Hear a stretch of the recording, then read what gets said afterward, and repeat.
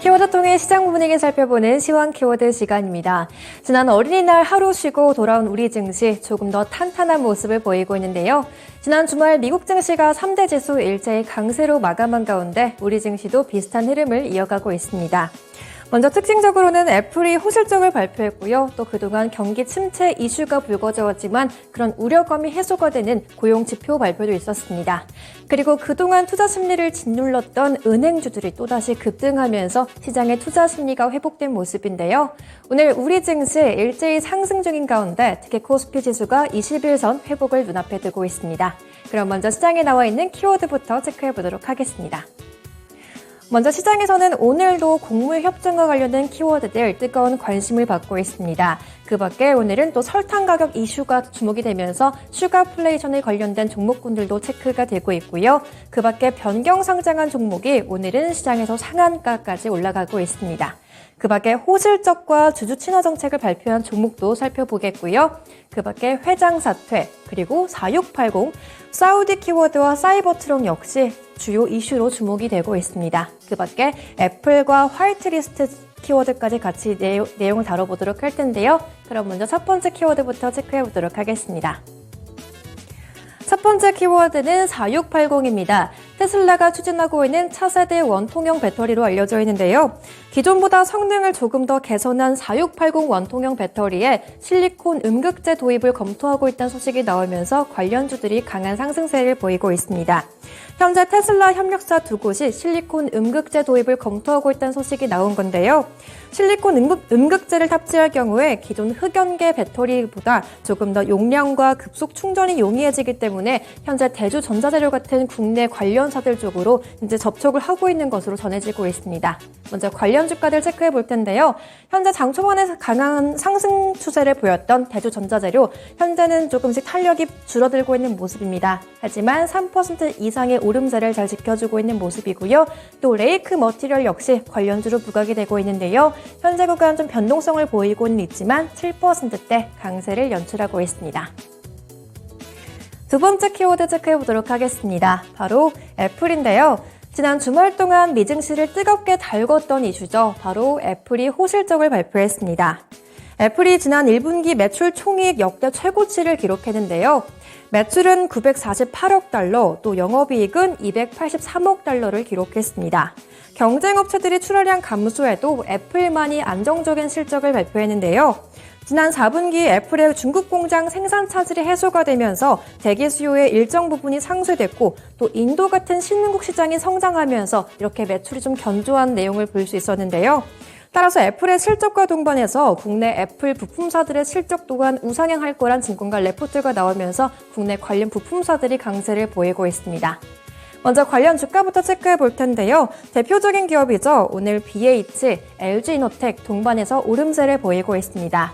현재 그 가운데 BH가 8% 이상 가장 강한 탄력이 들어오고 있는 모습이고요.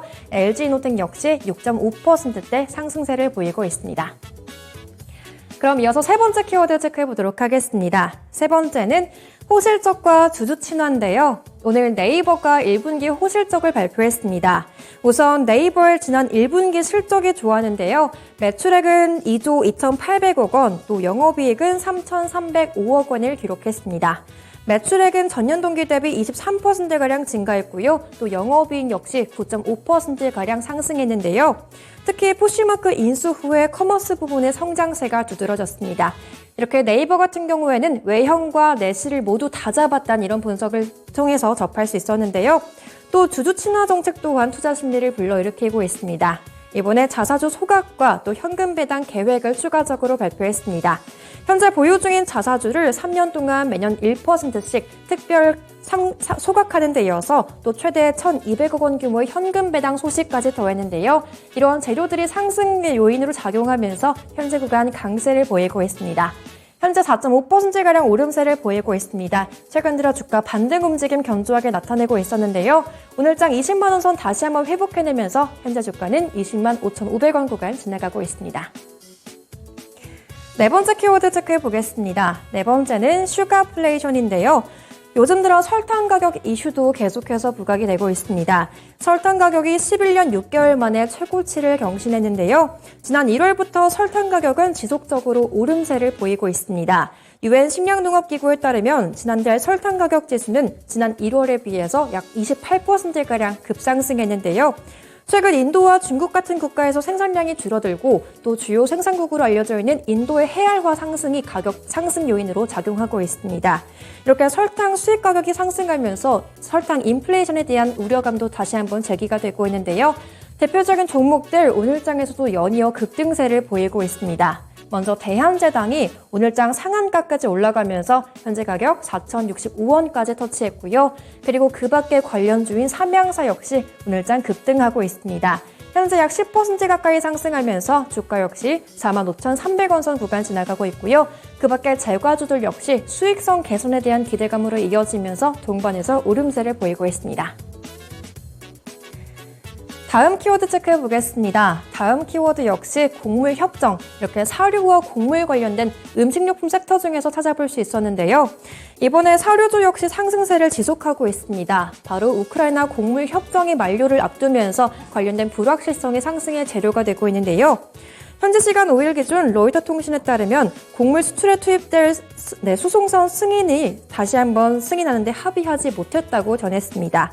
시장에선 이번 수송선 승인 실패가 앞으로 곡물 협정을 중단하는 것과 일맥상통한다고 보고 있는데요. 이러한 가격 상승에 대한 압력을 받으면서 관련 곡물과 사료 종목군들 다시 한번 오름세를 보이고 있습니다. 먼저 대표적으로 한일사료 역시 23% 이상 다시 한번 급등하는 모습인데요. 현재 주가 6,880원 선 구간 등락하고 있고요. 또 그 밖에 팜스빌 역시 시장의 상승세를 보이고 있습니다.